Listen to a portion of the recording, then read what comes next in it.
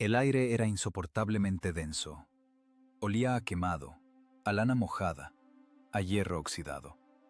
Galia agonizaba. La que alguna vez fue una provincia próspera, ahora se asfixiaba y se desangraba entre ruinas. El mundo romano se caía a pedazos, desmoronándose bajo los golpes sordos de las hachas bárbaras. ¿Alguna vez han reflexionado sobre la mayor paradoja de la historia? ¿Por qué los imperios colosales se vuelven polvo no por el poder del enemigo, sino por su propia podredumbre? ¿Por qué mueren debido a la cobardía paralizante de sus propios líderes? ¿Y por qué, en el momento más crítico, se le confía la supervivencia de millones a alguien que ni siquiera sabe cómo alzar un escudo? No es un fallo del sistema, es la mecánica fría e inhumana del poder. Mediados del siglo IV. La parte occidental del imperio es una pira funeraria enorme y humeante. Las tribus bárbaras cruzaron el Rin hace mucho tiempo. No solo saqueaban, incendiaban la civilización de manera metódica. Imagínense allí por un segundo. ¿Qué sentirían al encontrarse en esa tierra empapada de sangre ajena? Allí donde la ley ya no existe, donde el silencio sepulcral siempre presagia una muerte cercana. La esperanza es un concepto inexistente. Lejos de esa carnicería primitiva se ocultaba un hombre, el mismo que debía detener todo esto, el emperador Constancio. Estaba sentado en un trono de oro, pero su alma temblaba con un miedo animal y viscoso. Les temía a sus propios generales hasta la médula, mucho más que a los germanos. Un general victorioso es siempre una amenaza, es un puñal inevitable en la espalda. Constancio no buscaba la victoria a cualquier precio. Necesitaba una garantía de seguridad. Necesitaba al chivo expiatorio perfecto. Y lo encontró. 23 años, hombros caídos, una mirada perdida, habituada a la penumbra de las bibliotecas y a los pergaminos antiguos. Juliano. Un ratón de biblioteca absoluto. Un intelectual arrancado del silencio acogedor de las escuelas filosóficas de Atenas.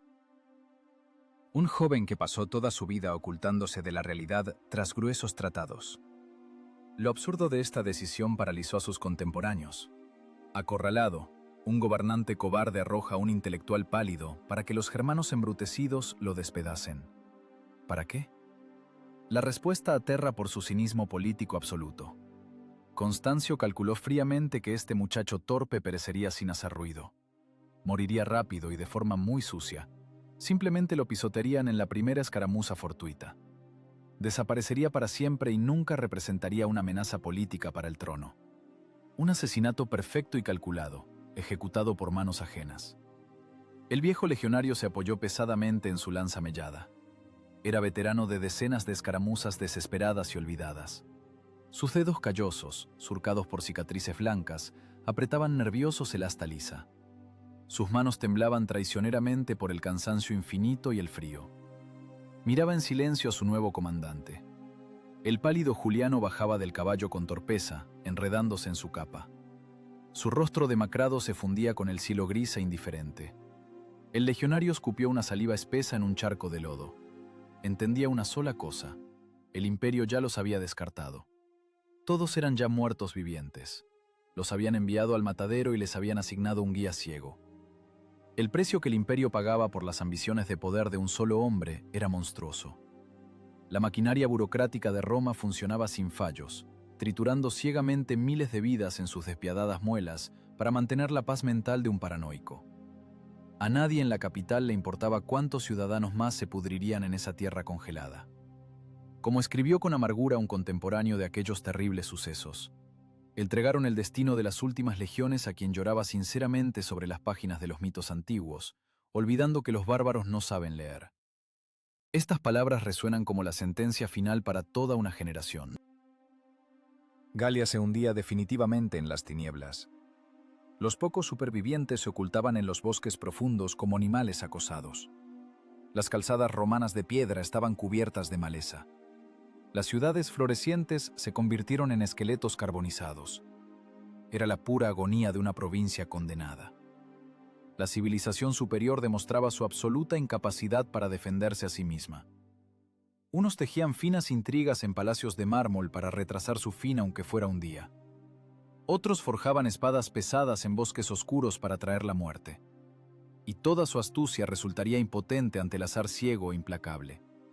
El plan del emperador parecía matemáticamente impecable. Juliano debía disolverse en ese lodo sangriento para siempre. Pero mientras en los lujosos salones se asentaba el polvo de las conspiraciones palaciegas, en los húmedos bosques germanos ya se gestaba una tormenta. Nadie, ni una sola persona, apostaba por la vida de este filósofo de 23 años. Sus propios soldados lo miraban con un desprecio evidente. Hambrientos, enfurecidos hasta el límite y abandonados a su suerte. Para ellos, este joven era el símbolo de la traición de Roma, un recordatorio viviente de su propia insignificancia. El lodo de las trincheras no conoce la piedad ni perdona la debilidad. Solo exige una cosa: sangre. Juliano tenía que tomar una decisión terrible: morir como una víctima miserable y olvidada de una intriga de la capital, o dar un paso directo al abismo, perdiendo su antiguo ser para simplemente sobrevivir. Porque mientras las legiones olvidadas se congelaban en una orilla, en la otra ribera del Rin ya se concentraba una oscuridad absoluta. La horda olía el miedo romano y tenía un hambre insoportable. Mientras en la otra orilla del Rin los jefes germanos se repartían un botín que aún no habían capturado, en los campamentos de invierno romanos la esperanza misma se pudría. Pocos meses después de la llegada del César, las ilusiones se derrumbaron por completo. El filósofo se encontró en el fondo del mismísimo infierno. La naturaleza aquí no conocía la misericordia. Una lluvia helada e interminable calaba las capas hasta los huesos. Los caminos se convirtieron en un lodazal intransitable. El pan se cubría de moho gris en cuestión de días. Los soldados dormían directamente en los charcos, con las articulaciones torcidas por la humedad insoportable. Sus mentes estaban corroídas por un odio negro, no hacia los bárbaros, sino hacia la lejana capital, hacia los senadores saciados y hacia este joven ridículo que les habían enviado para el sacrificio. Juliano estaba sentado en su tienda de cuero que goteaba. Miraba en silencio sus manos finas y blancas, las manos de un hombre acostumbrado a pasar con cuidado el frágil pergamino, no a apretar la empuñadura mojada y áspera de una espada. Sobre la mesa de campaña yacían antiguos tratados filosóficos, basura absolutamente inútil aquí, en el fin del mundo. El mundo ideal no existía, solo había una realidad de muerte, viscosa y absorbente.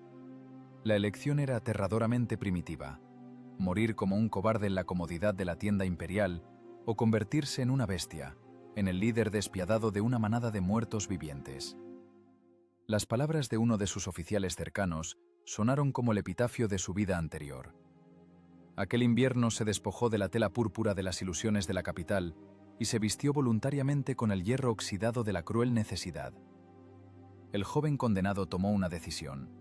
Salió de la tienda sin guardia y sin insignias de oro, directo al fango espeso y oscuro, al encuentro de la multitud sombría de legionarios armados cuyos ojos ardían con un brillo hambriento y salvaje. El ambiente estaba tenso hasta el límite. Los hombres no habían recibido su paga en meses y las líneas de suministro estaban totalmente cortadas. Los comandantes se ocultaban tras las espaldas de guardaespaldas fieles. Se gestaba un motín ciego y despiadado, un gesto equivocado, una palabra arrogante, y al pálido intelectual lo habrían despedazado sus propios subordinados. El Estado los había abandonado a su suerte para que se pudrieran, y ellos pensaban llevarse consigo al otro mundo al menos a un representante de ese poder maldito. De la formación cerrada salió un veterano enorme y curtido por el viento. Su rostro era una máscara deforme de viejas cicatrices. Midió a Juliano con una mirada pesada y gélida. Luego abrió sus dedos sucios y a los pies del César cayó un trozo de pan duro, negro por la podredumbre.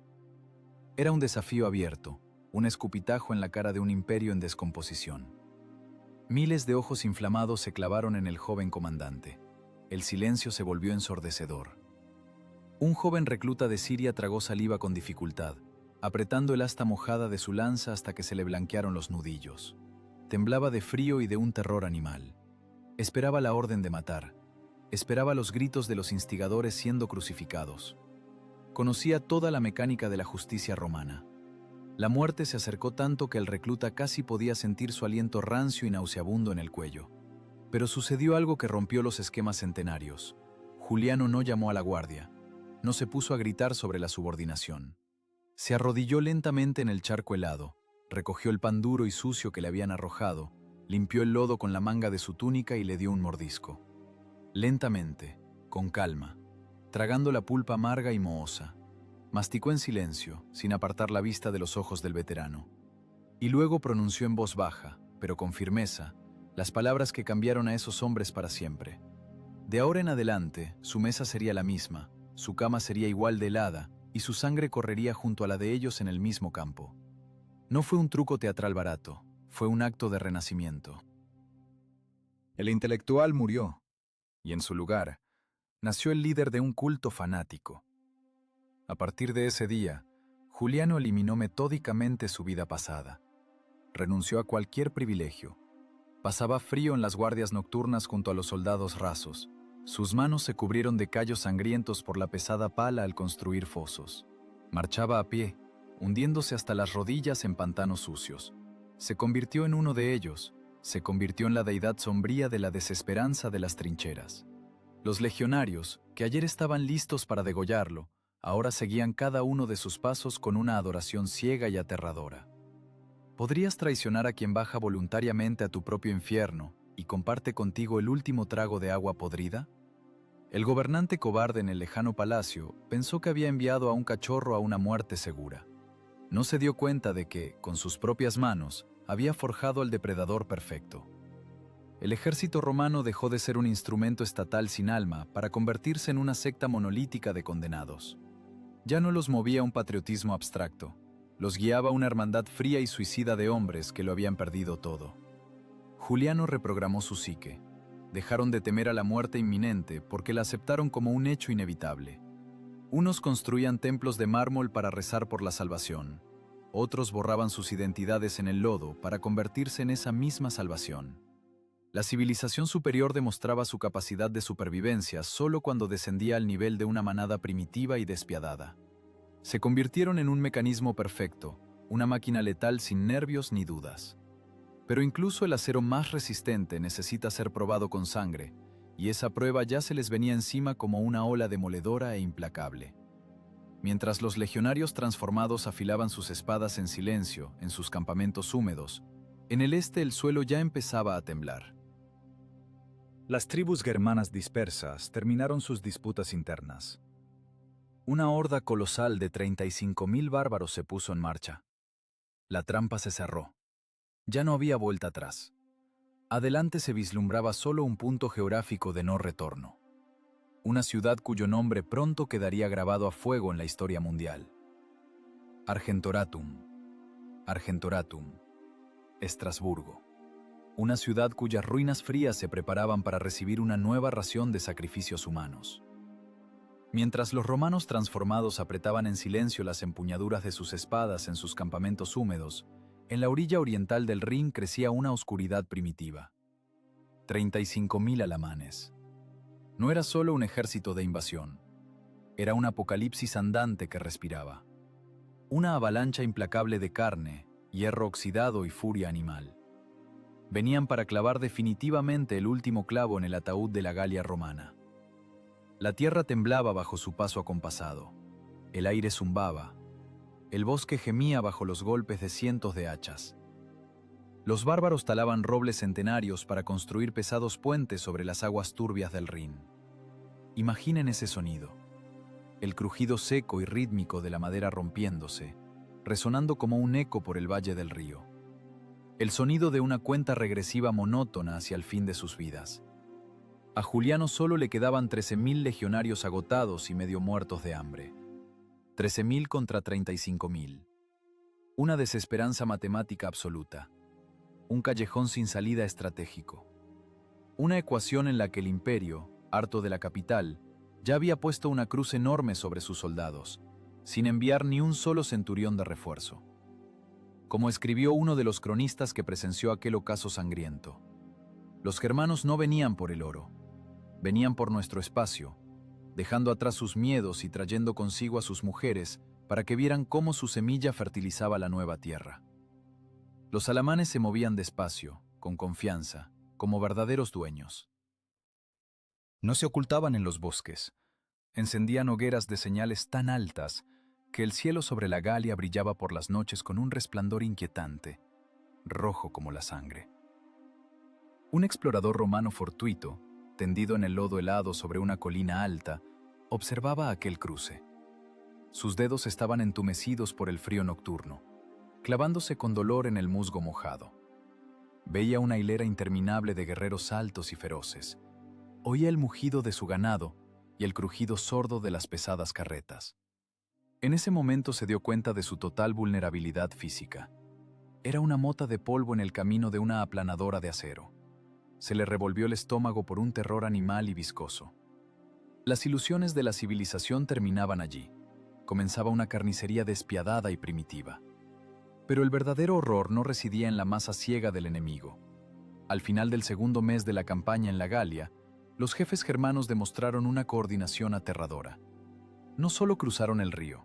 Metódicamente, con el cálculo frío de cazadores experimentados, empezaron a cortarles a los romanos las rutas de retirada. Desde el norte avanzaban las tropas de élite del gran jefe Chonodomario. Desde el sur, sus sobrinos apretaban las pinzas sin piedad. El ejército romano quedó atrapado por completo en el estrecho cuello del valle. La trampa se cerró con un estruendo metálico. Ya no había salida. Juliano estaba de pie en silencio ante un mapa dibujado con carbón sobre un trozo de cuero. Atrás, puentes quemados y maleza intransitable. Adelante, un muro que avanzaba de 35.000 escudos. Retirarse significaba una destrucción garantizada durante la marcha por ataques por la espalda. Esperar en el campamento significaba una muerte lenta por hambre en un círculo cerrado de bloqueo. Quedaba exactamente una opción, suicida y loca: lanzarse con una hoja corta contra un oso. Salir a campo abierto y aceptar un combate frontal contra una fuerza que lo superaba casi por 3-1. La paradoja de esta guerra es que la mayor maquinaria militar de la antigüedad no se salvó gracias a la astuta estrategia de los generales de despacho. La salvó una desesperación cristalina, forjada en el lodo de las trincheras.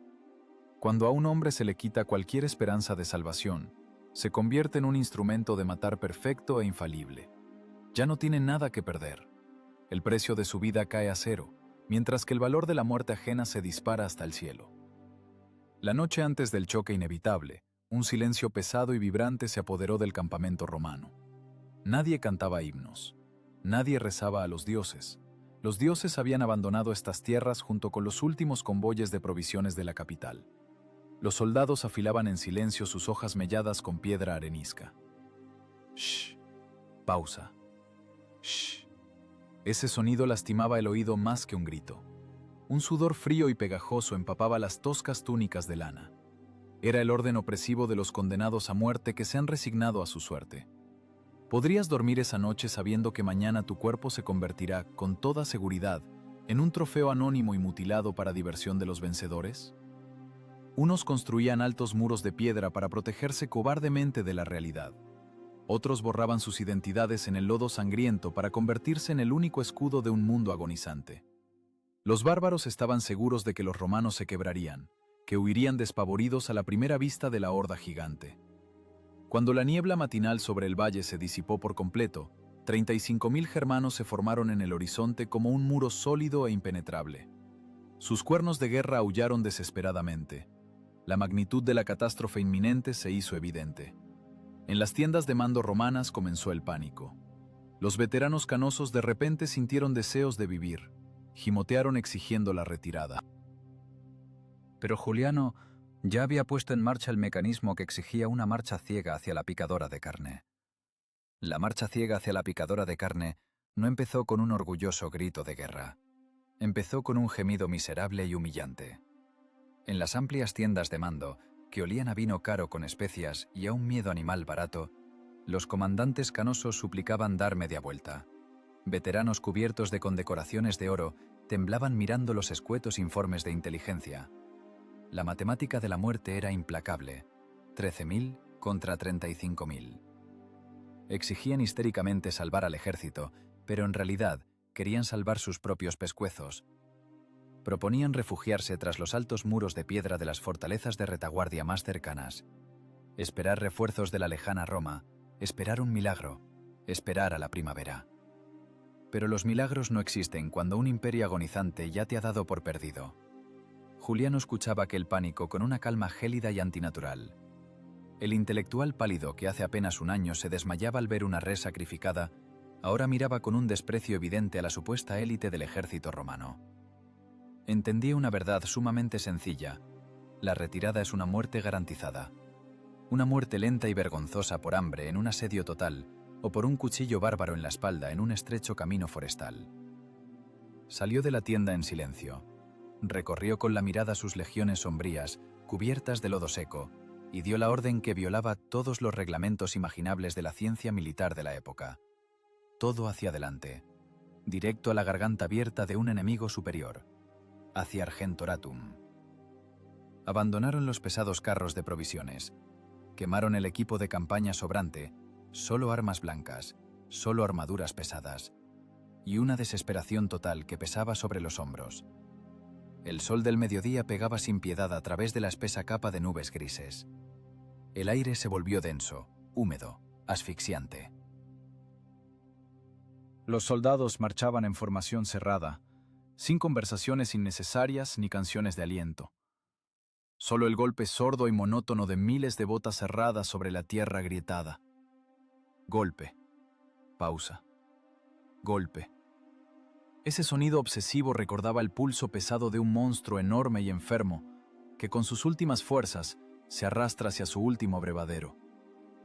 Imagínate en el lugar de un soldado raso anónimo en la segunda fila de esta columna. El polvo cáustico del camino se te mete en la nariz.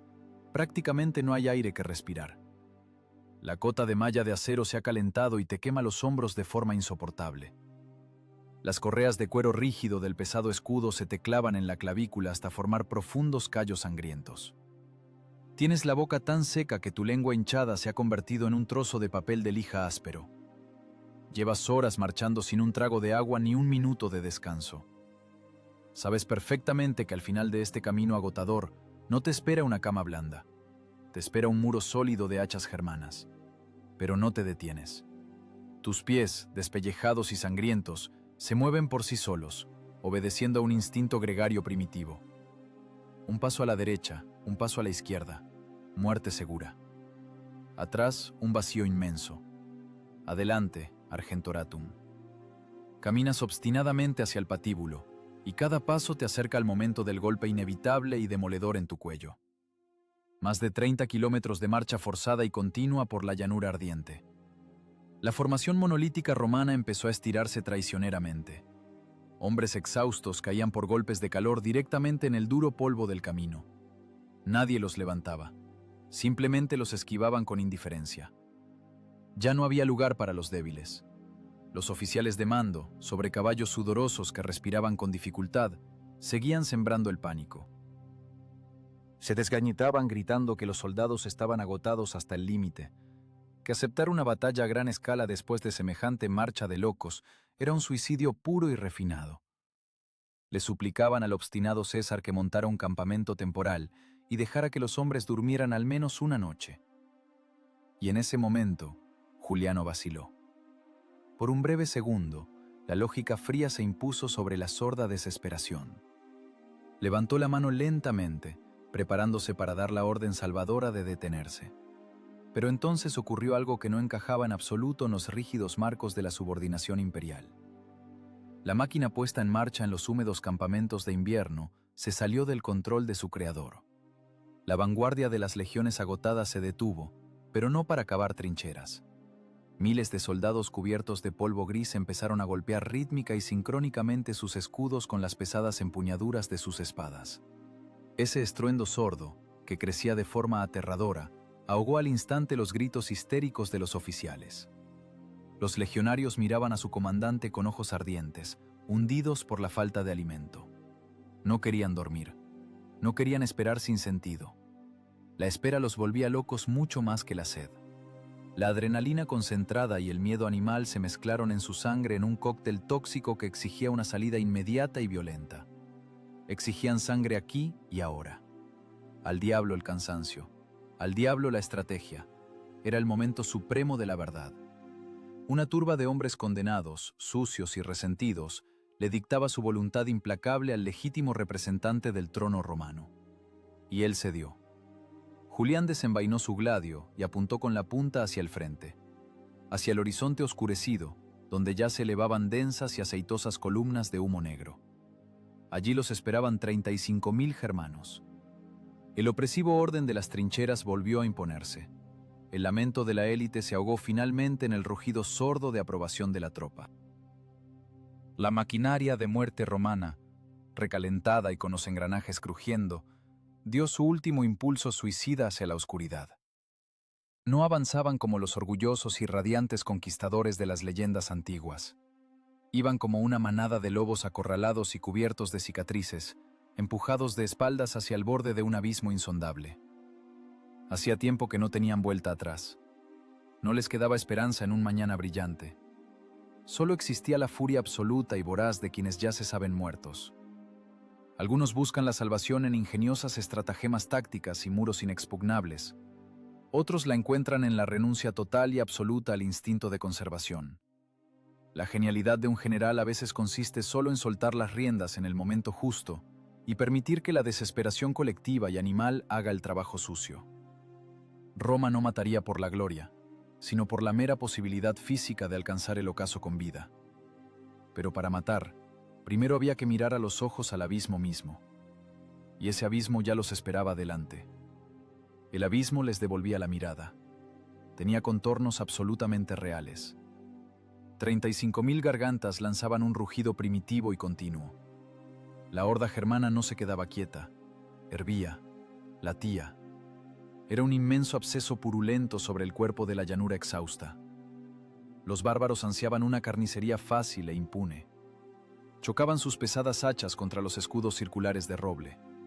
Aullaban de forma prolongada, imitando a los lobos salvajes. El aire se estremecía con ese ritmo primitivo y roto. Hedor a sudor agrio, a cuerpos mugrientos y grasa animal. Esa pestilencia nauseabunda cubría las filas romanas como una ola asfixiante. Era la fuerza de la naturaleza en estado puro y desenfrenado. El caos cobrando una forma física densa. Gigantes de cabellos trenzados enseñaban los dientes con avidez. Miraban a los romanos exhaustos y cubiertos de polvo como su presa legítima, como carne débil en movimiento. Para ellos, esta batalla ya estaba ganada antes del primer espadazo. Solo quedaba recoger los trofeos de oro, arrebatar vidas ajenas, arrebatarle el futuro al imperio. Pero su rugido ensordecedor y lleno de furia chocó de repente contra una barrera invisible e insuperable. Se hizo trizas. Un silencio sepulcral. La formación romana no emitió ni un solo sonido. 13.000 gargantas resecas guardaban un silencio sepulcral que helaba la sangre. Sin alaridos histéricos, sin oraciones a dioses sordos. Solo el tintineo sordo y rítmico del hierro pesado. Escudo contra escudo, hombro contra hombro. Las escamas de acero se sellaron herméticamente. Los seres humanos vivos y sintientes dejaron de existir. Anularon sus nombres, sus miedos pasados y sus frágiles esperanzas. Se convirtieron en un mecanismo único y absolutamente desalmado. En una máquina ciega para triturar huesos extraños. Imagínate en la primera fila de este cajón de acero sellado. Tu boca se llena de una saliva amarga y espesa. Tus dedos gélidos están entumecidos sobre la empuñadura rugosa de la hoja corta. Sientes un temblor leve y creciente bajo las gruesas suelas de tus cáligas. A 10 pasos de ti, un muro sólido de bestias rugientes. Ves claramente sus ojos inflamados e inyectados en sangre. Ves las salpicaduras de saliva mugrienta en sus barbas. Sientes físicamente su calor animal e insoportable. Tu cerebro, presa del pánico, grita desesperado. ¡Corre! ¡Tira el equipo! ¡Sálvate! Tus instintos se agitan en una histeria sorda, pero tu cuerpo ya no te obedece. Se ha convertido en un simple engranaje, un pequeño perno prescindible en la colosal máquina de muerte imperial. Das un paso sincronizado hacia adelante, en silencio. Ya has aceptado tu muerte y por eso ya no tienes miedo. La tensión vibrante alcanzó su límite físico absoluto. Una parálisis psicológica total se apoderó del estrecho valle del río. Los caudillos germanos empezaron a ponerse visiblemente nerviosos. Su infalible intuición animal dio de repente la señal de alarma. Esperaban un pánico ligero. Esperaban que los miserables restos de las legiones imperiales se desmoronaran al ver a la horda, que corrieran, que ofrecieran sus espaldas vulnerables a los golpes de las lanzas. Pero la presa sentenciada no corría. La víctima los miraba directamente a los ojos, con una mirada fría, vacía y absolutamente fija. En esto consistía el triunfo supremo y profundamente cínico del sistema antiguo en decadencia. El imperio moribundo no necesitaba héroes resplandecientes. Los héroes son demasiado impredecibles, hacen preguntas innecesarias y cometen errores fatales. El imperio solo necesitaba piezas funcionales, piezas obedientes e infalibles, listas para matar monótonamente y morir sumisamente a la primera orden.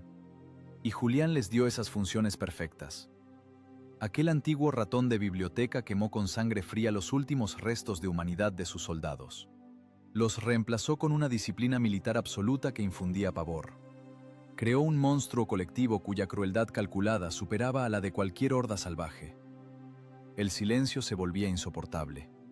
Aturdía los tímpanos con más fuerza que el grito más potente. Drenaba metódicamente la confianza primitiva de los bárbaros. Un caudillo alamán de cabellos canos se detuvo de repente. Bajó con inseguridad su pesada hacha. Miró la geometría perfecta y letal de los cuadros de la infantería romana. Sus manos rudas se cubrieron de un sudor pegajoso y frío. De pronto comprendió una verdad terrible. Habían venido a degollar ovejas acorraladas e indefensas, pero frente a ellos se alzaba un muro monolítico, erizado con miles de aguijones de hierro. No era un miedo banal a la derrota. Era el horror profundo e inexplicable del salvaje ante el desalmado orden matemático. Un orden al que no se puede intimidar con un grito, al que no se puede conmover ni sobornar con oro. Pero el colosal y ciego mecanismo de la invasión bárbara ya no podía detenerse. La inmensa y descontrolada masa de las filas traseras empujaba sin tregua. Los guerreros se lanzaban ciegamente hacia adelante, sin ver nada tras las espaldas de sus compañeros, empujando a los de vanguardia directamente hacia las puntas letales romanas. La inercia de la muerte colectiva alcanzó su punto crítico. El punto de no retorno se había cruzado para siempre. Unos se desgañitaban para acallar el miedo creciente ante el vacío inminente. Otros apretaban las mandíbulas, pues hacía tiempo que habían aceptado ese vacío como una realidad inevitable. La fuerza salvaje y el cálculo frío chocaron de frente. Ya no existía espacio para maniobras tácticas. El aire, viciado y denso, podía cortarse con un gladio. Un instante antes de que la primera gota de sangre caliente salpicara el polvo seco, el tiempo se detuvo por completo. Fue ese segundo largo y tortuoso en que la llamada alta civilización miró al fondo mismo de la oscuridad primitiva. Y la oscuridad fue la primera en parpadear. Julián estaba en el centro mismo de ese bosque de acero silencioso. Levantó lentamente su mano derecha, un gesto austero, extremadamente calculado.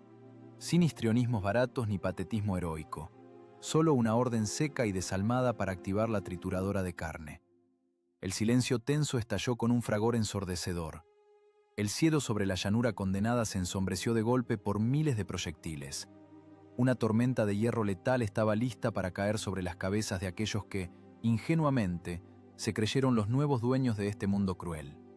Un silbido agudo y creciente desgarró el aire asfixiante. El cielo sobre Argentoratum se oscureció. 13.000 pesados pilum surcaron el aire al unísono. Se quedaron suspendidos por un instante en la bruma gris, como una bandada de aves de rapiña hechas de hierro, y luego cayeron velozmente. No fue una lluvia ciega, fue un cálculo matemático de una precisión quirúrgica. Los dardos pesados, con sus puntas piramidales y estrechas, ganaban una fuerza cinética descomunal mientras se dirigían a la tierra atormentada. Explosión. El crujido ensordecedor de la madera seca al romperse. Golpes sordos y húmedos.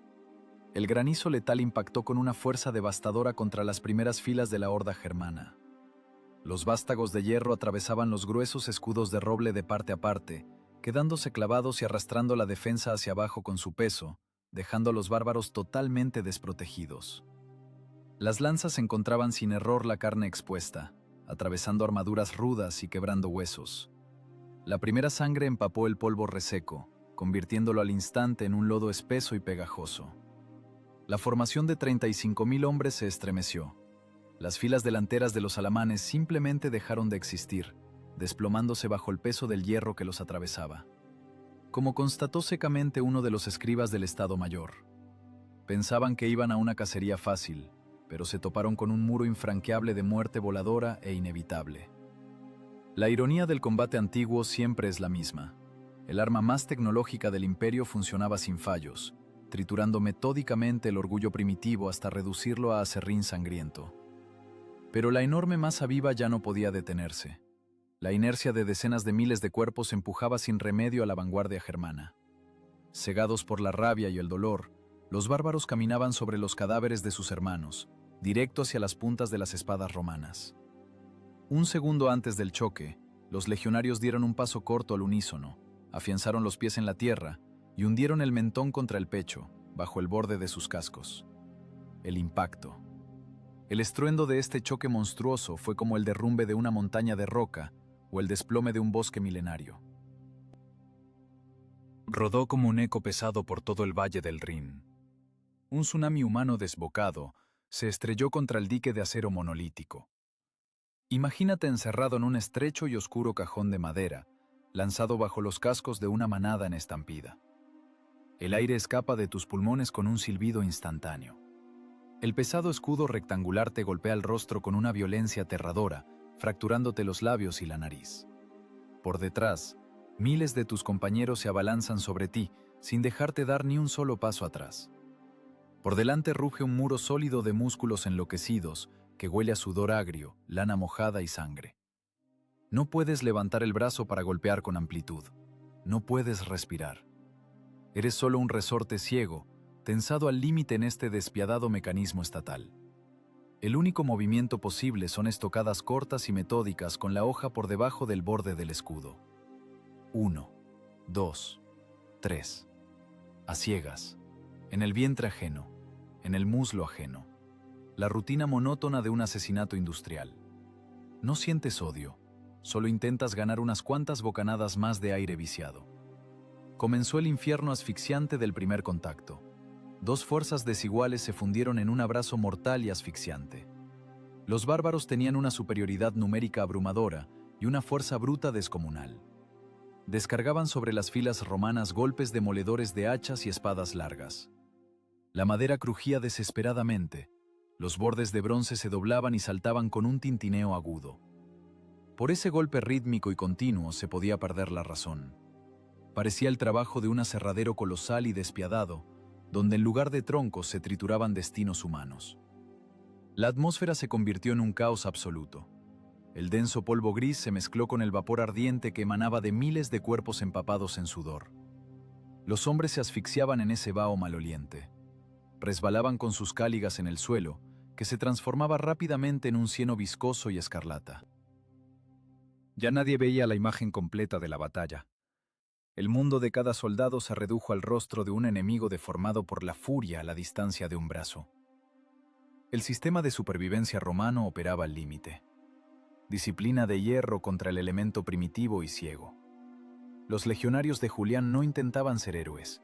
Simplemente, como piezas bien engrasadas de una máquina, abatían al enemigo que se les echaba encima. Estocada corta, regreso, cubrirse con el escudo. Pasaban con indiferencia por encima de sus camaradas caídos, sellando al instante con sus propios cuerpos las brechas en la formación. La civilización superior demostraba su supremacía de una única forma. No era más humana. Simplemente aniquilaba a sus enemigos con una frialdad y un cálculo muy superiores.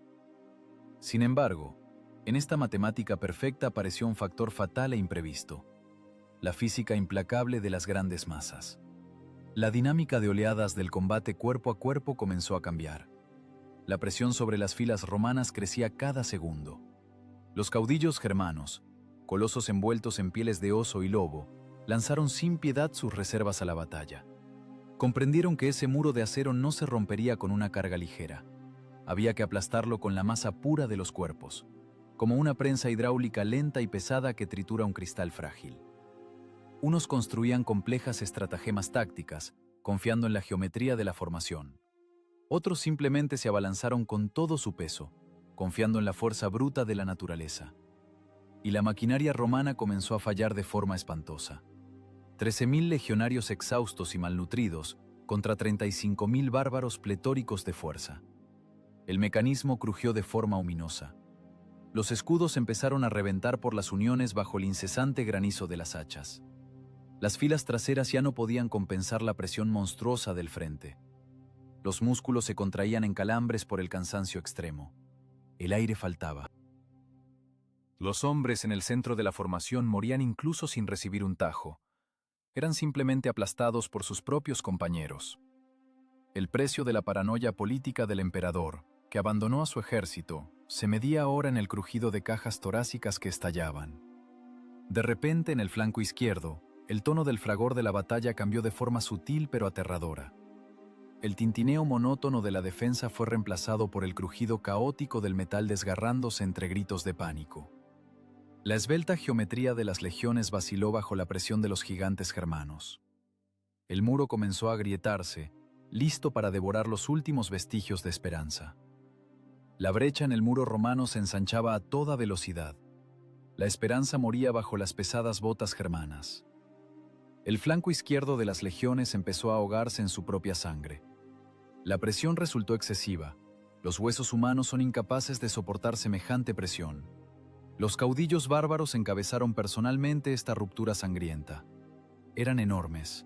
Arrojaban a los exhaustos soldados romanos como si fueran muñecos rotos e inútiles. Los escudos reventaban y las láminas de bronce saltaban con un tintineo agudo. La famosa disciplina romana sufrió su primer fallo grave. El pánico es la dolencia más contagiosa de la guerra. Se transmite a través de una mirada desencajada por el horror animal, de un solo grito ahogado. Y esta epidemia invisible envolvió el borde izquierdo de la formación, que se desintegró en fragmentos temblorosos. La retirada amenazaba con convertirse en una huida ciega. La huida dejó al descubierto el vientre blando y palpitante del ejército romano. Imagínate en el lugar de un joven recluta galo en ese flanco. Tus pulmones te arden con un fuego infernal. Tus manos apenas sostienen el arma. De repente, el hombro del veterano curtido a tu derecha se desvanece. Cae al lodo y deja un vacío gélido. En ese hueco irrumpe un alamán gigante con el hacha en alto. Sientes el hedor agrio y nauseabundo de su aliento jadeante. Comprendes que la matemática de la supervivencia ahora trabaja en tu contra. El instinto ciego de supervivencia paraliza la razón. Das un paso inseguro hacia atrás, bajas el escudo e intentas huir hacia el polvo gris que promete refugio. Tu guerra personal ha terminado. La guerra terminada de un solo soldado significa la muerte inevitable de toda una legión. Al final de ese día interminable, el sol se ocultó tras una densa cortina de polvo carmesí. La aniquilación del ejército imperial era cuestión de minutos. La cuña de acero germánica abría las filas romanas con profundidad. Los bárbaros celebraban, preparándose para cerrar definitivamente el anillo de cerco. La trampa mortal estaba por sellarse de forma irreversible. El precio del error de los políticos de la capital se pagaba aquí y ahora, en miles de vidas que el imperio ya había descartado de sus cuentas. Pero incluso los muertos ya descartados se niegan a veces a ocupar las tumbas cavadas de antemano. Julián observaba este colapso con un horror gélido y distante. Sus bellas teorías académicas se deshacían en cenizas. El polvo de las ilusiones dictaba la única decisión posible, una absolutamente suicida. El pálido filósofo comprendió lo inevitable. La infantería no aguantaría más. Se necesitaba una maniobra quirúrgica y del todo impredecible. Solo le quedaba un as bajo la manga, la caballería pesada. Un puñado de jinetes agotados contra el mar embravecido de bárbaros salvajes. Julián dio una orden seca y despiadada. Nada de tácticas elegantes, solo un embate ciego y feroz directamente al flanco enemigo. Los jinetes espolearon en silencio sus monturas empapadas en sudor. El puño de hierro se cerró para lanzar un último y desesperado golpe. Cabalgaron hacia una muerte segura sin cuestionar la orden. La carga de la caballería sacudió la tierra atormentada. Los jinetes, revestidos de acero reluciente, se estrellaron al galope contra la desordenada multitud de germanos que ya cantaban victoria. El crujido sordo de las lanzas al quebrarse se fundió con el relincho desesperado de los caballos. Fue un acto de desesperación absoluta. La orgullosa caballería romana no podía vencer físicamente a esa horda, solo podía comprar tiempo. Un intercambio mercantil profundamente cínico. Cambiar sus vidas por unas cuantas bocanadas de aire para la infantería que se asfixiaba. Los jinetes se hundían en el mar de enemigos. Los descabalgaban sin piedad con largos ganchos de hierro y los remataban con pesados garrotes en el cieno sangriento. Los caballos se agitaban en agonía, rompiéndose las patas sobre los cuerpos. La élite del imperio moría en un silencio atroz. El terrible precio pagado no fue en vano. El sacrificio suicida de los jinetes otorgó a los romanos exactamente un segundo de respiro salvador. Algunos buscaron un refugio miserable en una huida presa del pánico. Otros compraron la vida de sus camaradas al precio de su propia sangre derramada. El desenlace de esta carnicería monumental aún pendía de un hilo finísimo. Los germanos vacilaron visiblemente. Estaban procesando aquel contraataque de caballería, tan inesperado como suicida. La valentía desesperada de una unidad condenada solo retrasó por un breve instante la caída inevitable de Roma. El flanco izquierdo se desangraba profusamente, pero seguía aferrándose tercamente a la vida en esa trituradora de carne despiadada. La maquinaria estatal romana se balanceaba al borde mismo de un abismo sin fondo. Y mientras la atención tensa de todos los generales estaba clavada en ese borde que se desmoronaba, una chispa maduraba dentro de la formación. En el centro mismo de la batalla, comenzaba a gestarse una tormenta nueva y completamente impredecible.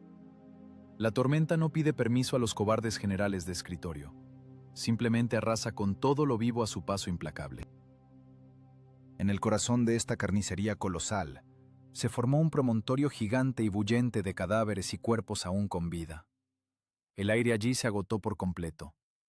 Los hombres respiraban con dificultad los vapores calientes de la sangre ajena y un polvo de azufre cáustico y asfixiante.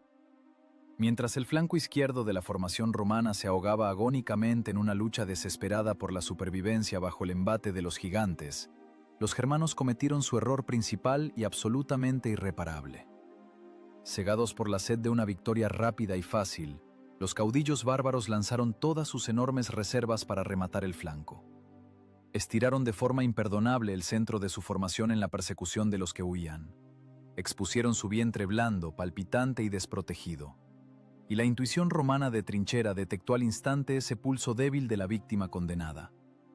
Imagínese en el lugar de un centurión curtido en escaramuzas olvidadas, en medio de esa multitud asfixiada y paralizada por el terror. El barro pegajoso y resbaladizo le llega hasta los tobillos. Su respiración entrecortada sale con un silbido de unos pulmones abrasados. Mira a través de la estrecha ranura de un casco pesado, empapado en sudor salado. Y de repente, ve un vacío aterrador en el muro sólido de escudos de roble germanos, justo frente a usted. La formación enemiga se ha vuelto peligrosamente laxa. Se ha roto la geometría letal y densa de la horda salvaje. Usted conoce a la perfección el rígido reglamento militar. Está obligado a mantener una defensa cerrada y esperar sumisamente órdenes de un mando superior confundido. Cualquier iniciativa propia en el ejército imperial, por muy brillante que sea, se castiga con una ejecución inmediata y dolorosa. Pero usted también conoce el verdadero precio de un segundo perdido. Ese único segundo vale las 13.000 vidas de sus hermanos. Sus labios agrietados se curvan en una mueca cínica y animal. Usted escupe con desprecio sobre la sagrada subordinación imperial. Levanta lentamente su espada pesada, llena de muescas profundas por encima de su cabeza. Lanza un único rugido gutural, corto y ensordecedor, y varios cientos de legionarios agotados y sin esperanza a su alrededor dan un paso al frente de forma sincronizada. No esperan la señal elegante de las trompetas de plata. No miran hacia las tiendas del Estado Mayor. Solo obedecen al antiguo instinto del depredador que ha olido sangre fresca. Esta insubordinación instantánea e instintiva cambió para siempre el curso de la historia mundial.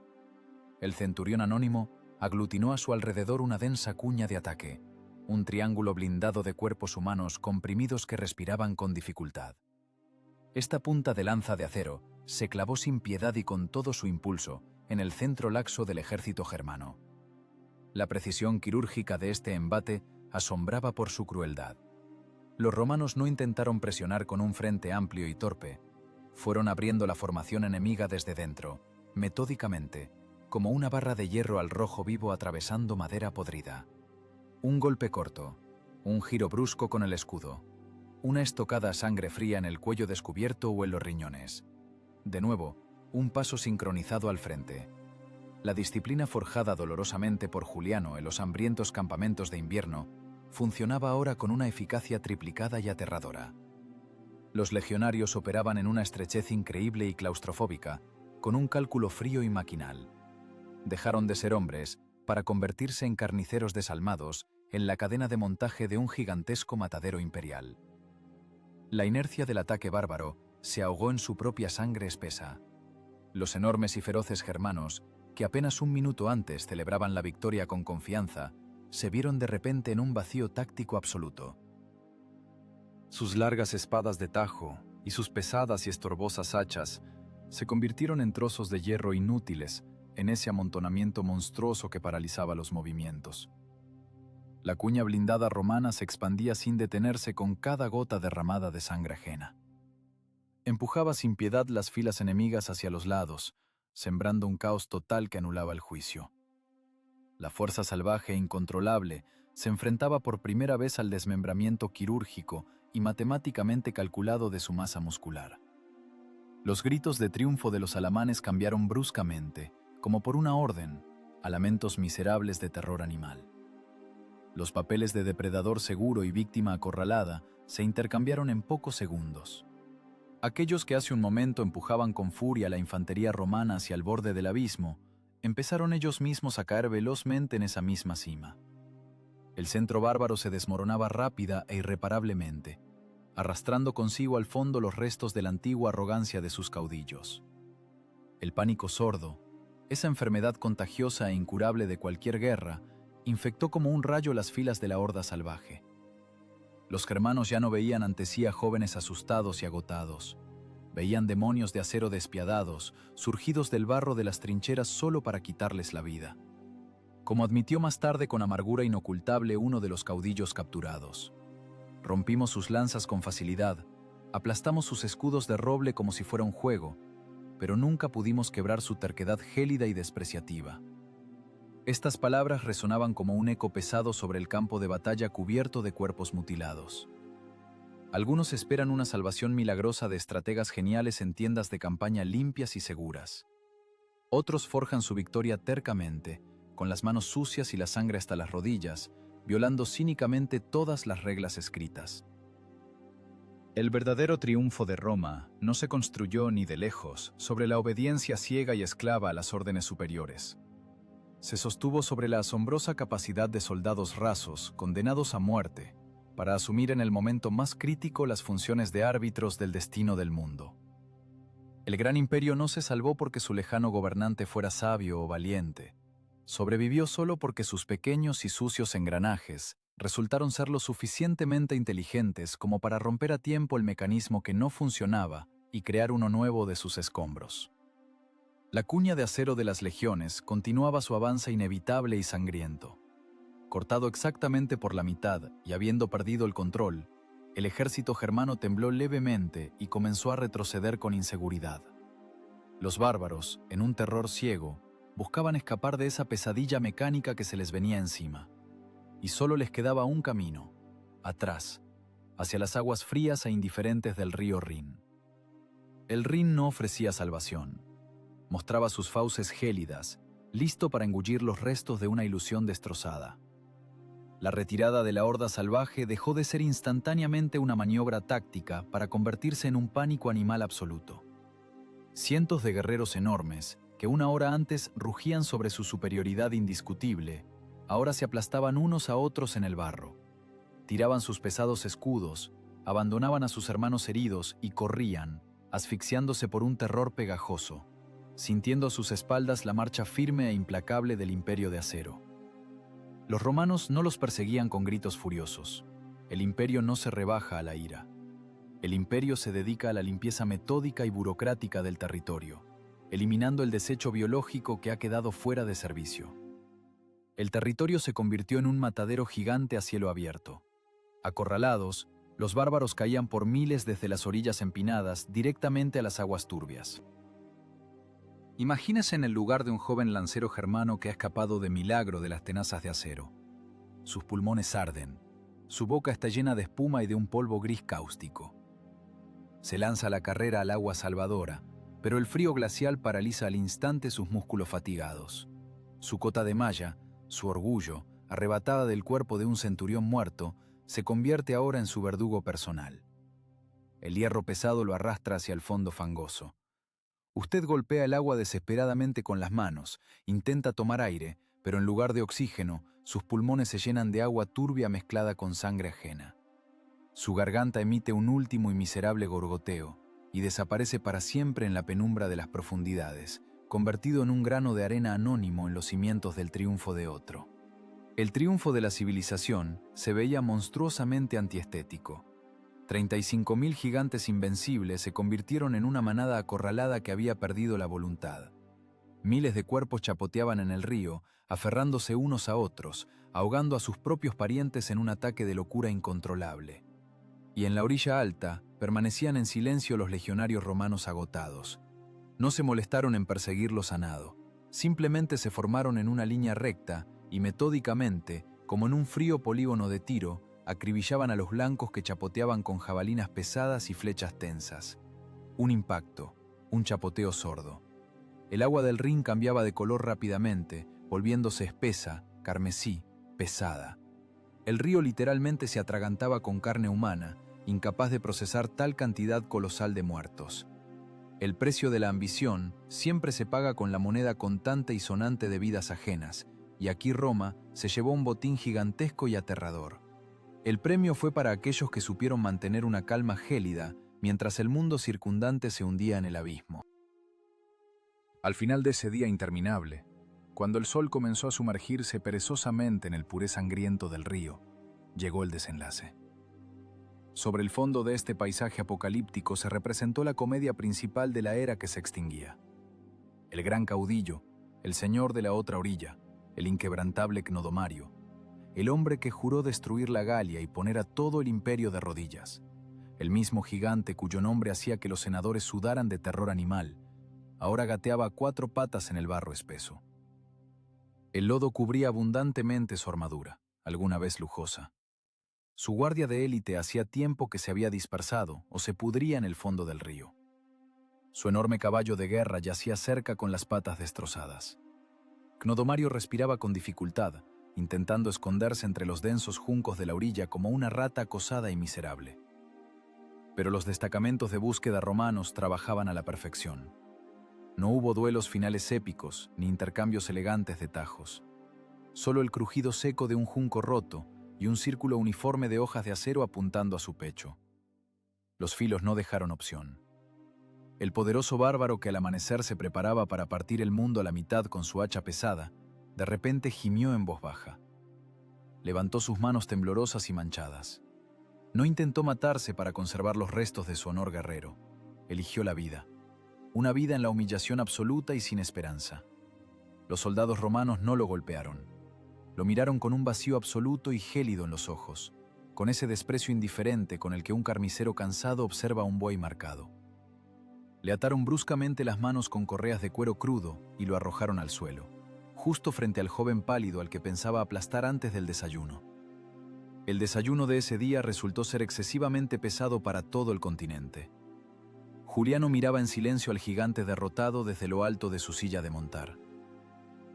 El filósofo, convertido por necesidad en un verdugo despiadado, no pronunció ni una sola palabra pretenciosa. ¿Para qué palabras, cuando los hechos gritan más fuerte que cualquier discurso? Cnodomario ya no era un enemigo temible y místico.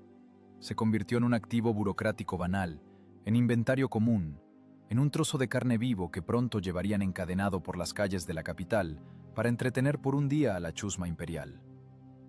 La chusma aplaudirá sin entender la esencia. Algunos gobernantes construyen sus reinos ilusorios sobre los cimientos del orgullo primitivo. Otros venden cínicamente ese orgullo por un suspiro extra en un charco de lodo. La mayor ironía del poder reside en que la libertad salvaje siempre se estrella contra la despiadada y sorda matemática del sistema.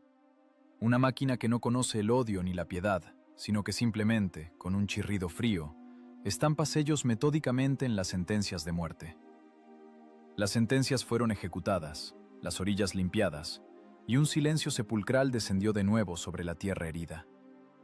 El triunfo parecía absoluto e incuestionable.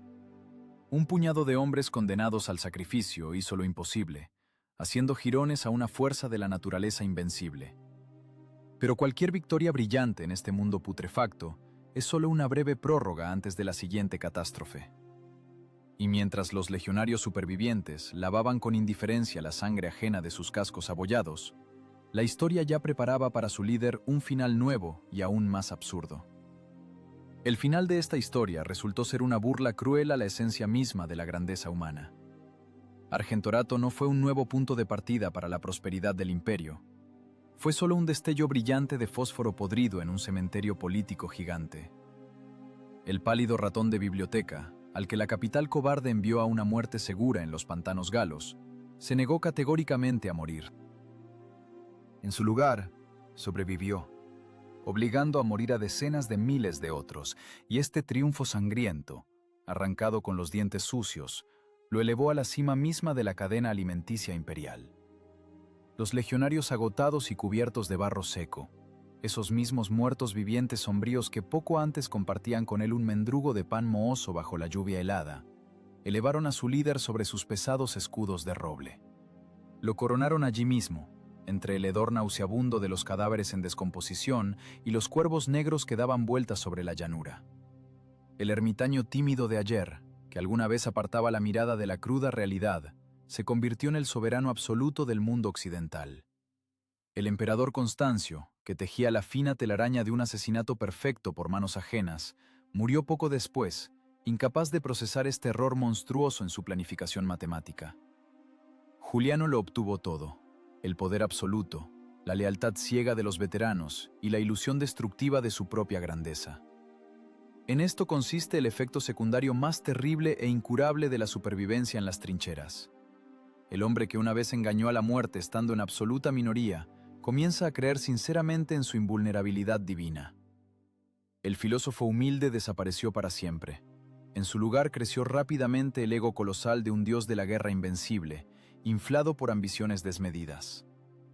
Pocos años después, este recién estrenado dios antiguo reunió un ejército colosal.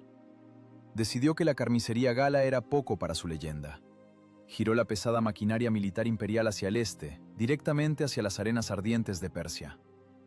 No iba allí para salvar a un estado que se caía a pedazos.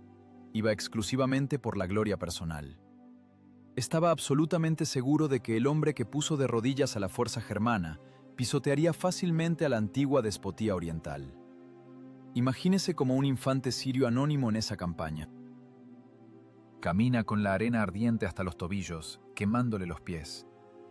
El sol funde sin piedad su casco de acero. Su lengua está hinchada por una sed insoportable. Mira hacia adelante a través de un denso espejismo y ve a su emperador.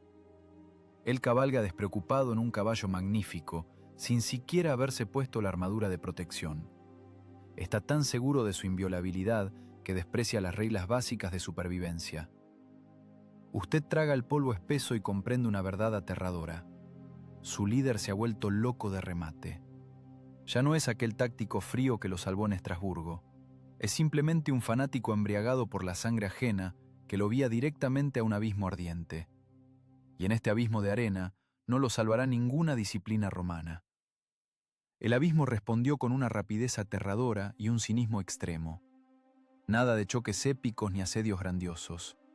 En una de las escaramuzas casuales, pequeñas y sin sentido en medio de la niebla de polvo, salió de la nada una lanza solitaria. No fue lanzada por un héroe ilustre, ni dirigida por la mano mística del destino. Era simplemente un trozo de madera barata con una punta de hierro oxidada, lanzada a ciegas por un jinete persa anónimo hacia la nube de polvo asfixiante. La lanza encontró sin error el hígado desprotegido del autoproclamado dios invencible. Juliano cayó pesadamente en el polvo ardiente. El gran triunfador de Argentorato, la esperanza de Occidente, el verdugo de reyes bárbaros, se retorcía en el suelo, tragando arena sucia mezclada con su propia sangre. Intentaba desesperadamente arrancarse el asta de madera, pero solo se cortaba los dedos con el acero afilado. La vida salía a borbotones de su cuerpo, absorbiéndose instantáneamente en la tierra indiferente. Toda la colosal maquinaria militar del imperio, toda su aterradora disciplina de hierro, resultaron absolutamente impotentes ante el azar ciego y absurdamente ridículo. La ironía de esta muerte sin gloria fue ensordecedora. Sobrevivió allí donde la matemática le garantizaba una muerte inevitable, y murió de forma ridícula allí donde se creía el dueño supremo de la situación. La muerte de Juliano fue la cruz final sobre las últimas esperanzas del mundo antiguo. Sus miserables sucesores compraron vergonzosamente el derecho a la retirada, entregando al enemigo enormes territorios orientales. El sangriento Argentorato no cambió nada en la ecuación global de la historia. 35.000 cadáveres germanos solo le dieron al imperio envejecido una pequeña prórroga táctica, una pausa corta e ilusoria para recuperar el aliento antes del salto inevitable hacia la nada histórica. El sistema estaba condenado desde el principio. Los bárbaros volverían de todos modos, y la próxima vez Roma ya no tendría bajo la manga ni una suerte milagrosa, ni a un filósofo loco acorralado. Algunos se elevan en un pedestal hecho de huesos ajenos para proclamar la eternidad de su poder. Otros miran silenciosamente cómo un movimiento casual de una mano temblorosa borra esa eternidad convirtiéndola en polvo gris. Las grandes victorias históricas a menudo resultan ser solo una escenografía ensangrentada en el camino hacia el colapso total. El héroe para unos siempre seguirá siendo solo un trozo de carne vulnerable para otros.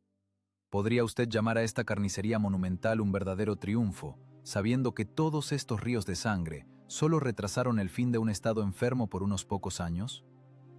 ¿Qué es más importante en la despiadada perspectiva histórica?